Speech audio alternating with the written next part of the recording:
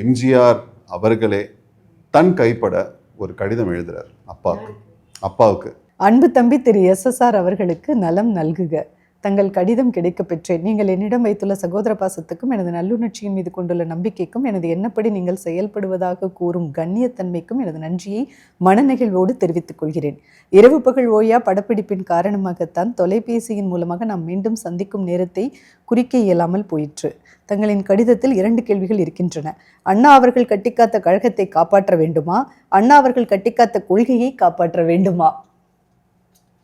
அப்பா, இது பெரிய புரட்சி லெட்டருங்க. இந்த கேள்வியின் நோக்கம் எதுவாக இருந்தாலும் எனக்கு தெரிந்தவரை பதில் இதுதான்.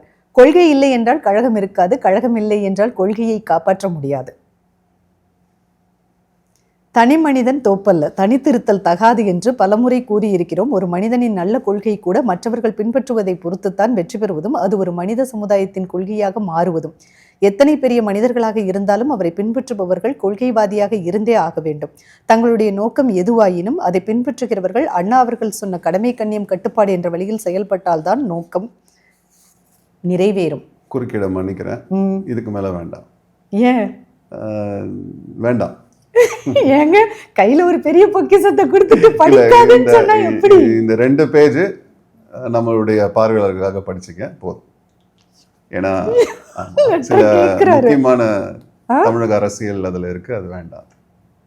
2 பக்கம் நான் படிச்சுட்டு இல்ல வேண்டாம். இது 2 மட்டும் போதும். இது அநியாயங்க. நான் எம்ஜிஆர் அவர்கள் எழுதின லெட்டரை நான் என் வாயால படிக்கிறேன்றதே எனக்கு எவ்வளவு பெருமையா இருக்கு. முக்கியமான சில தருணங்கள் இருக்கு, அது வேண்டாம். நீங்க எப்படி பேசிட்டே இருக்கீங்க, நான் படிச்சிட்டு கொடுத்துறேன். சச்சோ, 2-3 லைன் மட்டும் படிங்க போதும். ஓகே, மனசுக்குள்ளே படிச்சுக்கிறேன். இல்ல வேண்டாம். முக்கியமான கடிதம் அது. கழகத்தை காப்பது கடைசி எண் நோட்டு தாங்க. சரி, கடைசி மட்டும். இடையில உள்ள வார்த்தைகளை நான் படிக்கல. கடைசி மட்டும் படிங்க. அவருடைய ரெக்வெஸ்ட். சரி, ஏதோ லெட்டர். கடைசி லைன் மட்டும் படிங்க. கழகத்தை காப்பதின் மூலம் கொள்கையை காப்போம். கொள்கை காப்பாற்றப்பட்டால் நமது வாழ்க்கையின் குறிக்கோளை அடைவோம். சிந்தித்து முடிவு செய்யுங்கள். ஸோ எம்ஜிஆர் அவர்களோட இந்த கடிதத்துக்கு அப்புறம்தான் திரு SSR அவர்கள் திமுகலேருந்து வெளியில் வர்றதுக்கான ஒரு தீர்க்கமான முடிவை எடுக்கிறதுக்கு காரணமாக இருந்த கடிதம்னு சொல்லலாம். இதை ஒரு காரணம் சொல்லலாம். முக்கிய காரணமாக இருக்கா? கண்டிப்பாக.